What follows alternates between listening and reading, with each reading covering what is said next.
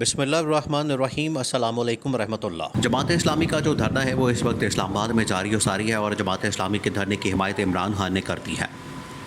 عمران خان نے کہا ہے کہ جماعت اسلامی کا دھرنا وہ پاکستان کے اس وقت مسائل کو اجاگر کر رہا ہے، اور پاکستان کے مسائل جو اس وقت پاکستان کو درپیش ہیں اس میں سب سے پہلا مسئلہ مہنگائی، بے روزگاری، پھر دہشت گردی، پھر اس کے بعد سیاسی معاشی عدم استحکام، پاکستان کے اندر تباہی اور بربادی پھیری ہوئی ہے۔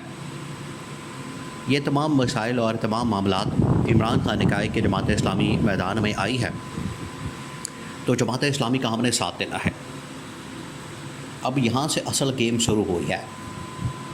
پہلے دن سے جماعت اسلامی کا ساتھ پی ٹی آئی کو دینا چاہیے تھا، پی ٹی آئی کو جماعت اسلامی کے ساتھ ملنا چاہیے تھا، اور جب ان کی جانب سے احتجاج اور لانگ مارچ کی کال دی گئی تو پی ٹی آئی کو بھی ساتھ میں احتجاج اور لانگ مارچ کی کال دینی چاہیے تھی، بجائے اس کے کہ پریس کانفرنسیں کرتے، بجائے اس کے کہ 2 گھنٹے کی بھوک ہڑتال کرتے۔ وہ 2 گھنٹے کی بھوک ہڑتال سے بہتر تھا کہ نہ کرتے اس طرح کی ڈرامے بازیاں۔ اب عمران خان نے پارٹی کو انسٹرکشن دی ہے کہ جائیں اور پی ٹی آئی پوری جماعت اسلامی کے ساتھ جا کے اسلام آباد میں بیٹھ جائے۔ اب حکومت کے لیے بھی ٹلیاں کھڑک گئی ہیں اور اسٹیبلشمنٹ کے لیے بھی ٹلیاں کھڑک گئی ہیں، کیونکہ پہلے ہی لاکھوں کی تعداد میں جو مجمع ہے وہ اسلام آباد میں موجود ہے۔ اتنی بڑی تعداد میں عوام سڑکوں پر آ چکی ہے، اور آپ یہ دیکھیں کہ جتنے لوگ اس وقت اسلام آباد میں بیٹھے ہیں، احتجاج کر رہے ہیں، وہ تمام کے تمام لوگ وہ اس حکومت کے اوپر، شہباز شریف کے اوپر برس رہے ہیں اور کہہ رہے ہیں کہ اس حکومت نے ہمارا جینا حرام کر دیا ہے۔ بھائی بھائی کا گلا کاٹ رہا ہے، لوگ خودکشیاں کر رہے ہیں، بچے بیچ رہے ہیں، گھروں کی چیزیں بیچ رہے ہیں، اور تباہی اور بربادی پھیری ہوئی ہے ہر جگہ پر، اور کوئی اس کا سلوشن، کوئی اس کا حل نظر نہیں آ رہا۔ اور اس حکومت کے اوپر شدید ترین تنقید کی جا رہی ہے۔ جتنے لوگ اس وقت جماعت اسلامی کے دھرنے کے اندر موجود ہیں وہ اس حکومت کو آڑے ہاتھوں لے رہے ہیں۔ اب اسٹیبلشمنٹ کو پتہ ہے کہ یہ کتنا بڑا مسئلہ بن چکا ہے۔ حکومت سے تو نمٹا نہیں جا رہا، حکومت سے تو اس کا مقابلہ نہیں ہو رہا، اور حکومت سے اس کا حل نہیں نکل رہا۔ حکومت کو بالکل سمجھ نہیں آ رہی کہ اس کا حل کیسے نکالنا ہے۔ اسی وجہ سے اسٹیبلشمنٹ نے محسن نقوی کو میدان میں اتارا، فوج نے محسن نقوی کو میدان میں اتار کے تو کہا کہ تم جاؤ اور مذاکرات کرو اور بات چیت کرو۔ محسن نقوی نے جماعت اسلامی کے سربراہ کے ساتھ بھی ٹیلی فونک بات چیت کی، اس کے بعد عطا تارڑ کو اور باقی لوگوں کو میدان میں اتارا گیا۔ تو پہلے ان کو گارنٹی دی گئی، اسٹیبلشمنٹ نے گارنٹی دی کہ بالکل ہم آپ کے ساتھ ہیں، بات کریں گے، ملاقات کریں گے۔ یہ پہلا واقعہ۔ اب دوسرا ایک اور واقعہ ہوتا ہے۔ دیکھیے یہ جو واقعات ہیں جو مسلسل ہو رہے ہیں لوگوں کے سڑکوں پر آنے کے، اسٹیبلشمنٹ کے لیے بڑی تشویش کی بات ہے۔ اس وجہ سے اسٹیبلشمنٹ نے جب ایکشن لینا ہے اس نے پھر وزیر اعظم ہاؤس کو ہلا دینا ہے اور وزیر اعظم کی چھٹی کرا دینی ہے۔ پہلا واقعہ جماعت اسلامی کا دھرنا، پی ٹی آئی کی سپورٹ کرنا۔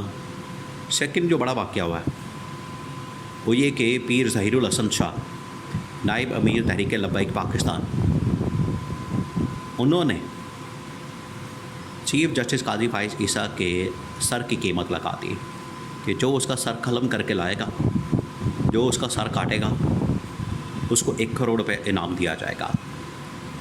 یہ بات کرنے کی دیر تھی کہ تحریک لبیک پاکستان کے 15 سخت کارکن اور پیر ظہیر الحسن شاہ کو گرفتار کر لیا گیا، مقدمات کر دیے گئے، پرچے دے دیے گئے اور ان کو مقدمات درج کر کے گرفتار کر لیا گیا۔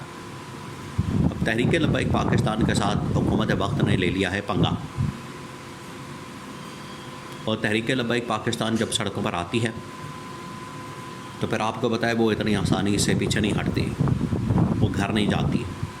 اور پچھلے 15 سال کی تاریخ آپ اٹھا کے دیکھ لیں، 10-15 سال کی، کہ جب بھی تحریک لبیک پاکستان سڑکوں پر آئی ہے لاشیں بچھی ہیں، سڑکوں پر آئی ہے دنگا فساد ہوا ہے، سڑکوں پر آئی ہے فسادات ہوئے ہیں، سڑکوں پر آئی ہے، لڑائی جھگڑے ہوئے ہیں اور امن و امان کی صورتحال بگڑی ہے۔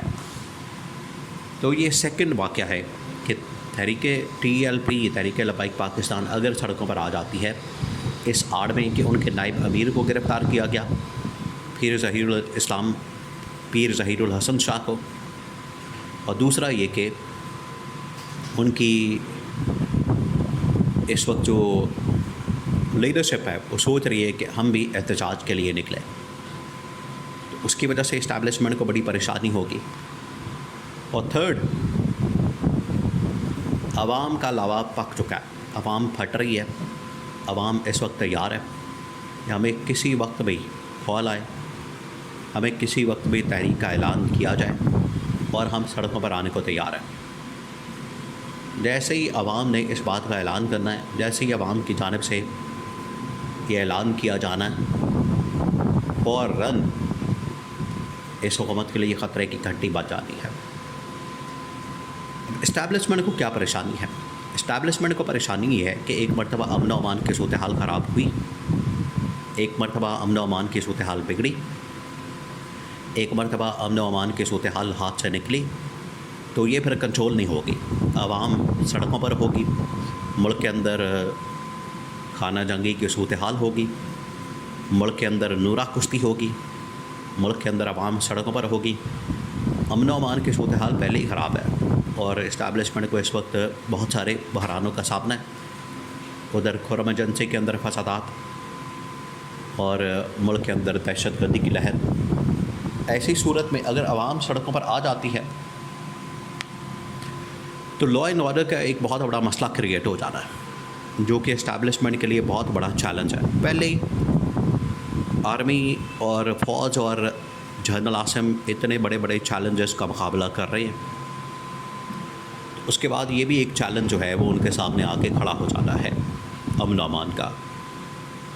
تو پھر اسٹیبلشمنٹ کے پاس کیا آپشن بچنا ہے؟ پھر اسٹیبلشمنٹ کے پاس آپشن یہ بچنا ہے کہ پہلے وہ سوچ رہے تھے کہ ملک کے اندر ایمرجنسی، ایک جوڈیشل ایمرجنسی لگائی جائے اور ججز کو گھر بھیجا جائے، لیکن اب انہوں نے سوچا ہے کہ جوڈیشل ایمرجنسی کی بجائے شہباز شریف کو نکالیں، تو فساد کی جڑ ہے اس کو نکالیں، جو سارے مسئلے کا، جس کی وجہ سے سارے مسئلے پیدا ہو رہے ہیں اس کو نکالیں، بجائے کہ ادھر ادھر ہاتھ مارنے کے سیدھا مکڑی کو مارا جائے تاکہ جڑ سے مسائل ختم کیا جائیں اور پاکستان میں ایک نئے سیٹ اپ کا قیام وجود میں لایا